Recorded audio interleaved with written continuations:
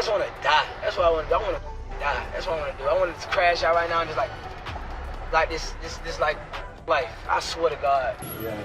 Yes. What's up, boy? Triple, quadruple. Good. In the flesh.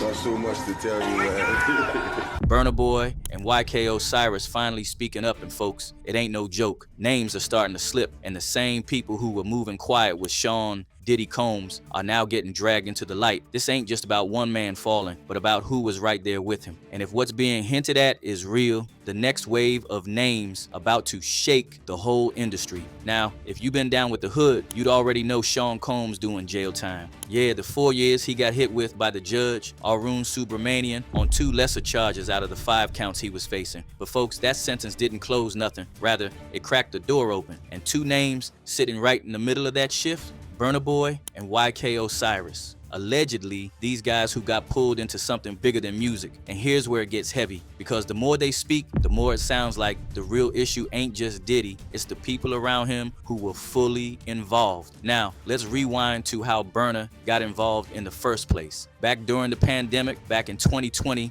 Diddy steps in as executive producer of Burna's Twice as Tall album. That project wins him a Grammy. At the time, it looked like mentorship and industry support kind of thing. But now, folks are looking at it sideways, because an old post allegedly tied to Diddy resurfaced. He wrote, "I helped you win your first and only Grammy Award, which I did out of kindness, and somehow you thought you could win another without my help."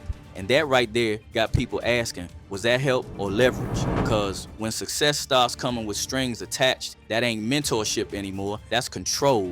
And Burna's behavior lately, not looking like someone comfortable. Public moments where he's snapping at fans, pushing people away, looking irritated like someone carrying pressure he can't explain. He even said himself he's been dealing with PTSD. But folks not just asking what caused it, they asking who. This is real. You understand? So please take that. Fast now. Take that home, take that home, take that home. Bro, I'm not doing no more song until you take that home, bro. Real life. Trying to take this, bro. Bro, hurry up, man. Wallahi, I'm not doing another song till you go home. Wallahi.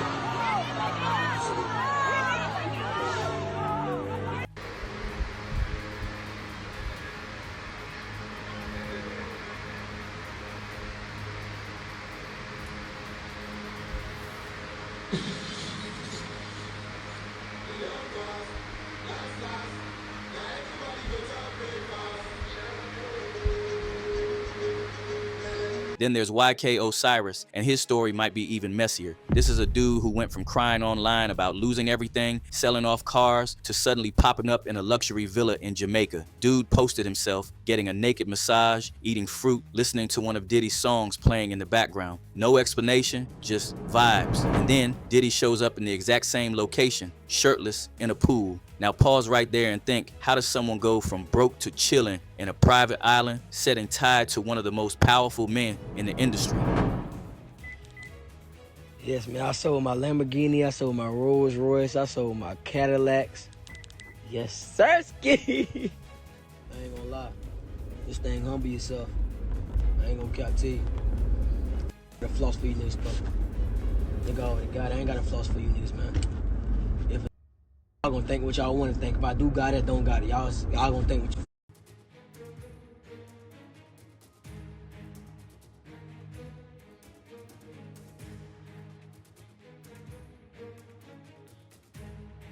And once those posts started dropping, things got weird fast. We can't even get into some of those details on here, but the internet caught on quick. And when YK later sat down for an interview and got asked about those rumors, his whole energy shifted. Couldn't look straight or stay calm, and started moving like the question hit too close. Why would a rumor shake you that hard unless there's something behind it? The crazy rumor? Yeah.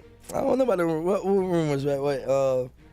They say Nah, I ain't gonna say that. I heard about that though, but I ain't about to say that. But What was I ain't it? about to say it on my. You and Diddy? You and Diddy? Yeah. Yeah, you and Diddy. You and Diddy what? You and Diddy.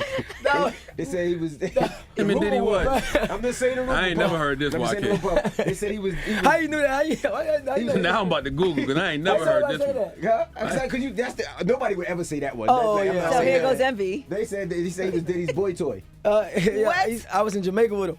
Oh, I see it now. See? I was in YK Jamaica Osiris with in Jamaica with his alleged boo Diddy. See?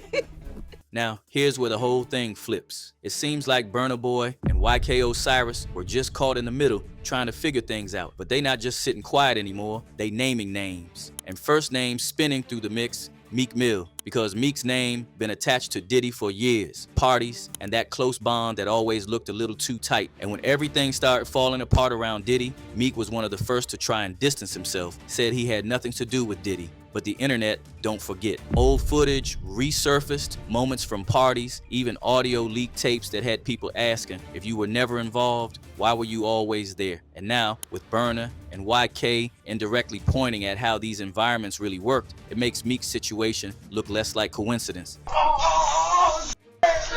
What? Yo, wait a minute.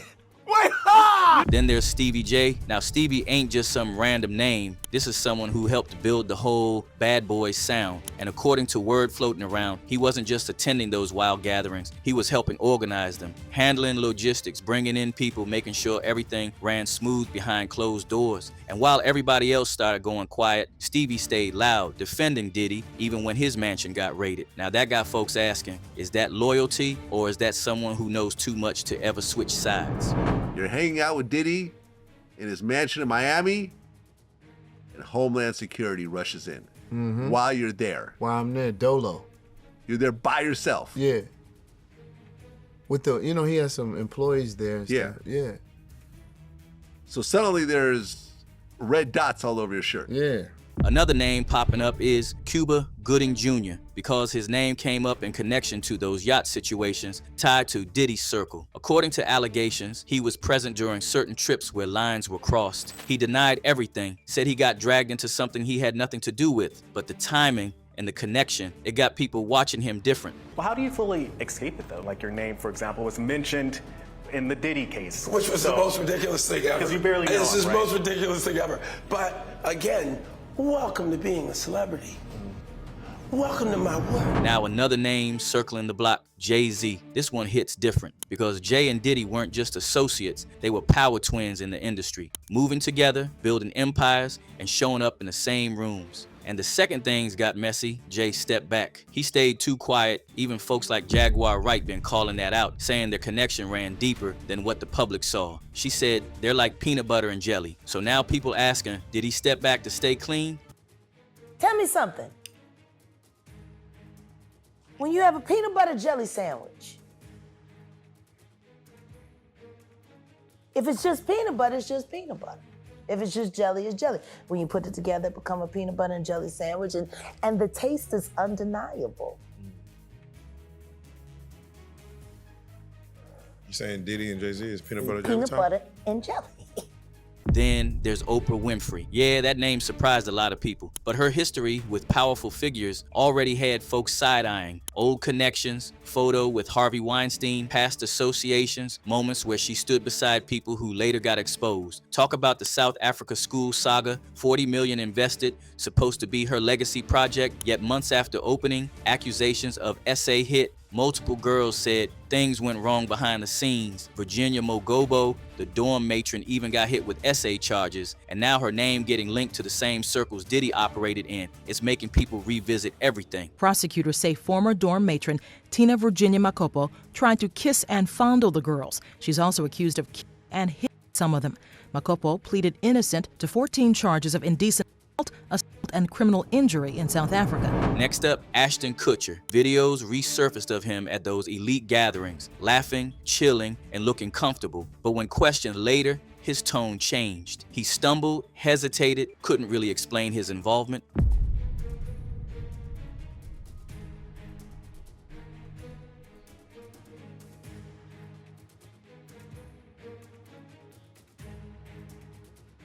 Diddy party stories, they're our favorite genre of anecdote if you have one, yeah.